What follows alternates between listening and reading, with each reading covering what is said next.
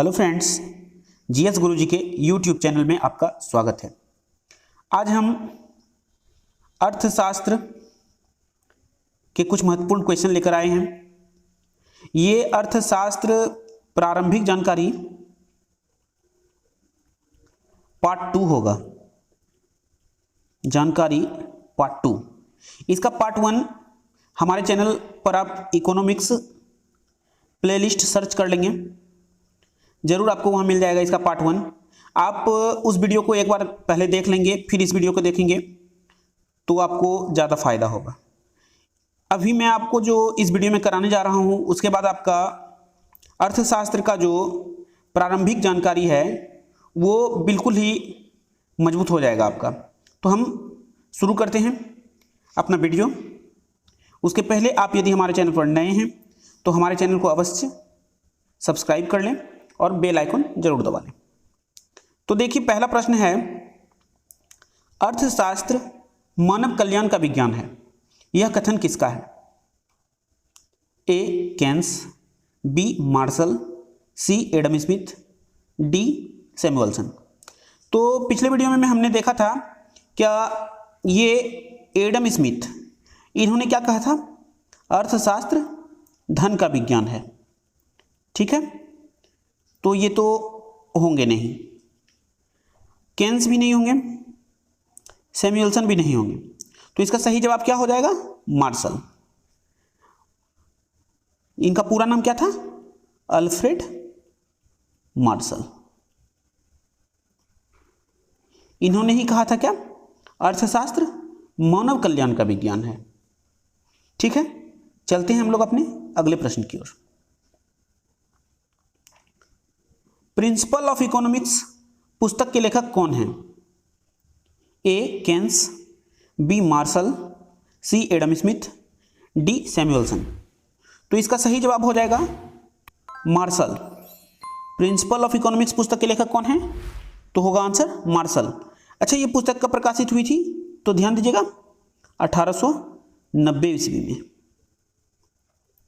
ठीक है, Adam Smith की कौन सी पुस्तक थी? पिछले वीडियो में मैंने आपको बताया था, वेल्थ ऑफ नेशन।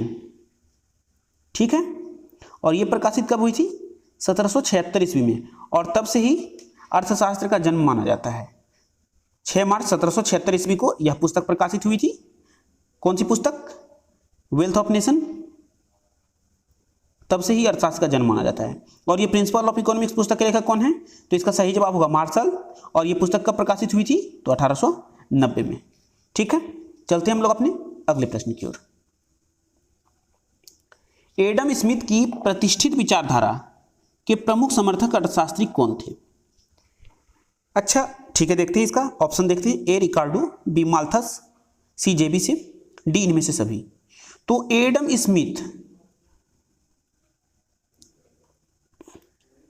स्मिथ ने जो परिभाषा दिया, और एडम स्मिथ जो अर्थशास्त्री थे वो कैसे अर्थशास्त्री थे?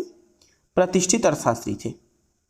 अब उनका जो प्रतिष्ठित अर्थशास्त्री का जो समुदाय था, उनकी जो विचारधारा थी, उसके कुछ समर्थक अर्थशास्त्री थे जो उसको सपोर्ट करते थे। अब उनमें से कौन कौन थे? तो ऑप्शन यहां दिया हुआ है और इसका सही जवाब होगा इनमें से सभी। तो एडम स्मिथ प्रतिष्ठित विचारधारा के अर्थशास्त्री थे, रिकार्डो भी प्रतिष्ठित विचारधारा के, माल्थस भी और जेबीसे भी। तो इनमें से सभी होगा प्रतिष्ठित विचारधारा के। ठीक है, चलते हैं हम लोग अपने अगले प्रश्न की ओर। तो अगला प्रश्न है, अर्थशास्त्र का कल्याण संबंधी परिभाषा के समर्थक कौन थे? अर्थशास्त्र का कल्याण संबंधी परिभाषा के समर्थक कौन थे? ए पिगू, बी मार्शल, सी कैनन, डी इनमें से कोई नहीं। माफ कीजिएगा, डी इनमें से सभी। तो इसका भी सही जवाब होगा कल्याण संबंधी परिभाषा मार्शल ने दिया। मार्शल ने क्या कहा कि अर्थशास्त्र मानव कल्याण का विज्ञान है, और उसका सपोर्ट किसने किया? पिगू ने भी किया, कैनन ने भी किया। तो इसका सही जवाब क्या हो जाएगा? इनमें से सभी। इनमें से सभी। ठीक है, तो इसका सही जवाब होगा इनमें से सभी, मतलब पिगू, मार्शल और कैनन। अर्थशास्त्र का कल्याण संबंधी परिभाषा के समर्थक ये तीनों थे। ठीक है, चलते हम लोग अपने अगले प्रश्न की ओर। अर्थशास्त्र का दुर्लभता संबंधी परिभाषा किसने दिया? सबसे पहले हम लोग यहां देखते हैं, अर्थशास्त्र से संबंधित 4 धारणाएं दी गई। एक, धन की धारणा, दूसरी कल्याण की धारणा, तीसरी दुर्लभता की धारणा और चौथी विकास की धारणा। यहां तक क्लियर हो गया? अर्थशास्त्र की परिभाषा जो दी गई उसमें 4 धारणा दी गई, धन की धारणा, कल्याण की धारणा, दुर्लभता की धारणा और विकास की धारणा। ठीक है, अब इसमें से धन की धारणा के प्रतिपादक कौन थे? एडम स्मिथ थे। एडम स्मिथ धन की धारणा के प्रतिपादक थे। कल्याण की धारणा के प्रतिपादक कौन थे? मार्शल थे। ठीक है, रॉबिन्स थे दुर्लभता संबंधी धारणा के प्रतिपादक। क्लियर हो गया? और ये सैमुअलसन, ये थे विकास की धारणा के प्रतिपादक। क्लियर हो गया? एडम स्मिथ धन की धारणा, मार्शल कल्याण की धारणा, रॉबिन्स दुर्लभता की धारणा और सैमुअलसन विकास की धारणा। क्लियर? और यहां प्रश्न हमारा क्या था? अर्थशास्त्र का दुर्लभता संबंधी धारणा या दुर्लभता संबंधी परिभाषा किसने दिया? तो इसका सही जवाब हो जाएगा रॉबिन्स। क्लियर है? चलते हम लोग अपने अगले प्रश्न की ओर। अर्थशास्त्र चुनाव का विज्ञान है, यह कथन किसका है? A Adam Smith, B Marshall, C Robbins, D Samuelson. तो अभी तो हम लोग देख चुके हैं कि एडम स्मिथ ने कहा था, एडम स्मिथ ने क्या कहा था? धन का विज्ञान है अर्थशास्त्र। मार्शल ने कहा था मानव कल्याण का विज्ञान है। और अभी हमने देखा था कि दुर्लभता की धारणा किसने दिया था? रॉबिन्स। तो इसका सही जवाब होगा अर्थशास्त्र चुनाव का विज्ञान है, इसका सही जवाब होगा रॉबिन्स। रॉबिन्स ने जो परिभाषा दी थी अर्थशास्त्र की, उसमें उन्होंने क्या कहा था कि अर्थशास्त्र में चयन महत्वपूर्ण है। उन्होंने कहा था कि मनुष्य की आवश्यकताएं अनंत हैं, उसके पूर्ति के साधन सीमित हैं, मनुष्य अपनी सीमित आय से अधिकतम संतुष्टि प्राप्त करना चाहता है, इसलिए चयन की समस्या उत्पन्न होती है। यह कथन किसका है? तो यह कथन भी रॉबिन्स का है। तो अर्थशास्त्र को चुनाव का विज्ञान कहा था या फिर अर्थशास्त्र को चयन का तर्कशास्त्र कहा था, किसने कहा था? तो रॉबिन्स ने।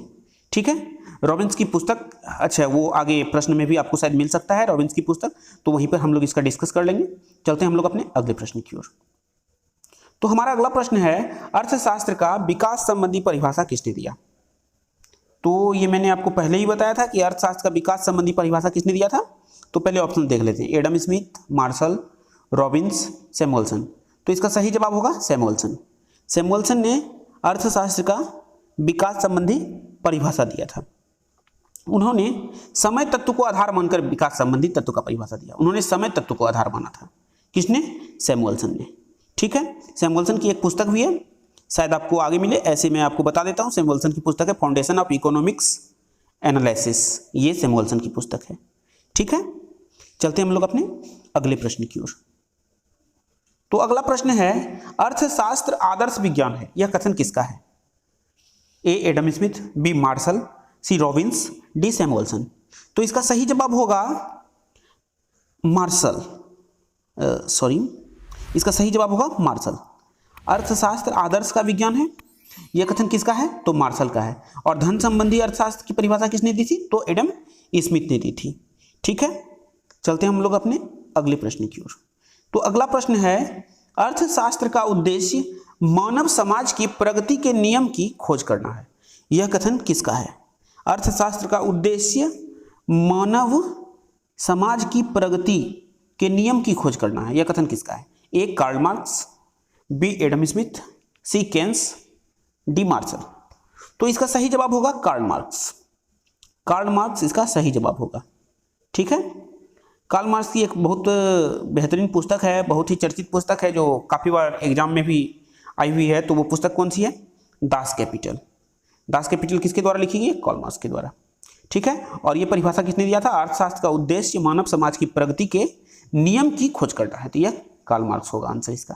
ठीक है, चलते हम लोग अपने अगले प्रश्न की ओर। अगला क्वेश्चन है, दास कैपिटल किसके द्वारा लिखी गई पुस्तक है? A Karl Marx, B Adam Smith, C Keynes, D Marshall. तो इसका सही जवाब अभी मैंने आपको ऊपर में तुरंत ही बताया है, तो इसका सही जवाब होगा कार्ल मार्क्स। कार्ल मार्क्स ने डास कैपिटल पुस्तक लिखी है और वो कब लिखी गई है, तो 1867 ईस्वी में, ठीक है। और इसी पुस्तक के माध्यम से उन्होंने समाजवाद का मतलब पूरा ही समर्थन किया था। समाजवाद के बहुत कट्टर समर्थक थे कार्ल मार्क्स, ठीक है। चलते हम लोग अपने अगले प्रश्न की ओर। अच्छा, केन्स की पुस्तक कौन सी है, मार्शल की पुस्तक कौन सी है, तो मार्शल की पुस्तक कौन सी है, तो प्रिंसिपल ऑफ इकोनॉमिक्स। ये मैंने आपको ऊपर ही बता दिया। प्रिंसिपल ऑफ इकोनॉमिक्स किसकी पुस्तक है, मार्शल की पुस्तक है। और एडम स्मिथ की पुस्तक कौन सी है, तो wealth of nation, wealth of nation. और वेल्थ ऑफ नेशन का पूरा नाम मैंने जैसा कि पिछले वीडियो में बताया है, आपको एक बार मैं फिर से बताना चाह रहा हूं। यदि आपको अर्थशास्त्र की प्रारंभिक जानकारी लेनी हो, अर्थशास्त्र यदि आप कुछ भी नहीं जानते हैं, तो आप जरूर है कि आप पहले पहला वीडियो देखिए, फिर ये दूसरा वीडियो देखिए। आप बहुत कुछ अर्थशास्त्र के बारे में जरूर जानेंगे और हमारे चैनल से आप अवश्य जुड़ें। हम आपको जरूर है कि अर्थशास्त्र में या फिर और भी जीएस के जितने भी सब्जेक्ट्स के वीडियो हमारे चैनल पर अपलोड होते हैं, उन सभी विषयों में आप जरूर है कि एक अलग नजरिए से पढ़ाई कर पाएंगे। तो मार्शल किस पुस्तक के लेखक हैं, तो principal of economics. Adam Smith किस पुस्तक के लेखक हैं, तो वेल्थ ऑफ नेशन, जिसका पूरा नाम क्या है, an inquiry into the nature and causes of wealth of nation. ये पूरा नाम है उसका, वेल्थ ऑफ नेशन का, जो 1776 ईस्वी में प्रकाशित हुई। ये मैं बार बार इसलिए बोल रहा हूं कि इसी पुस्तक के प्रकाशन के बाद से अर्थशास्त्र का जन्म माना जाता है। यूं तो एडम स्मिथ अर्थशास्त्र के प्रोफेसर नहीं थे, वो उन्होंने जो मतलब वो जब प्राध्यापक थे, प्रोफेसर थे, तो वो किसी और सब्जेक्ट के थे। वो तर्कशास्त्र, जिसको कि लॉजिक कहते हैं, उसी तर्कशास्त्र के वे प्रोफेसर थे। लेकिन उन्हें एक अलग ही विषय के जनक के रूप में जाना जाता है। वो कौन सा सब्जेक्ट है, अर्थशास्त्र। अर्थशास्त्र के जनक एडम स्मिथ कहलाते हैं, ठीक है। अच्छा, केन्स की पुस्तक कौन सी है, तो केन्स की पुस्तक है the general theory of employment, interest and money. आशा करते हैं कि आगे आपको वो पुस्तक देखने को मिलेगी, ठीक है। चलते हम लोग अपने अगले प्रश्न की ओर। Nature and significance of economic science, ये एक पुस्तक है। Nature and significance of economic science, ये एक पुस्तक है। इसके लेखक कौन है, A Adam Smith, B Marshall, C Robbins, D Samuelson. तो इसका सही जवाब होगा रॉबिन्स। इस पुस्तक के लेखक कौन है, रॉबिन्स है। ये पुस्तक कब प्रकाशित हुई थी, तो ये लिख लीजिएगा 1932 में। Nature and significance of economic science, ये पुस्तक 1932 में प्रकाशित हुई थी, जो रॉबिन्स के द्वारा लिखी गई है। और बाकी के पुस्तक तो मैंने आपको बता ही दिया है। सैमुअल्सन की पुस्तक कौन सी है, तो सैमुअल्सन की पुस्तक है फाउंडेशन ऑफ इकोनॉमिक एनालिसिस, ठीक है। मार्शल का पुस्तक मैंने आपको बताया, एडम स्मिथ का पुस्तक मैंने आपको बताया। चलते हम लोग अपने अगले प्रश्न की ओर। अगला प्रश्न है the theory of employment, interest and money. थोड़ा इसको देखिएगा, कहीं कहीं आपको यह भी मिलेगा the general theory of employment, interest and money.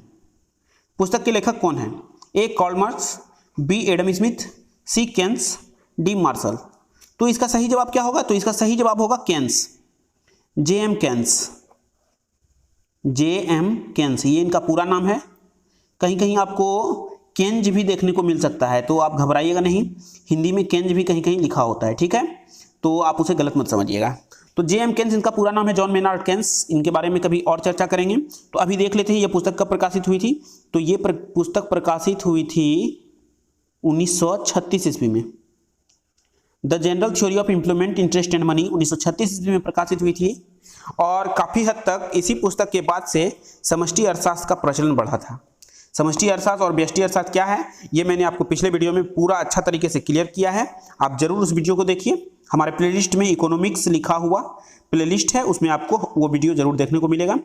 अर्थशास्त्र प्रारंभिक जानकारी पार्ट 1 के नाम से, ठीक है। चलते हम लोग अपने अगले प्रश्न की ओर।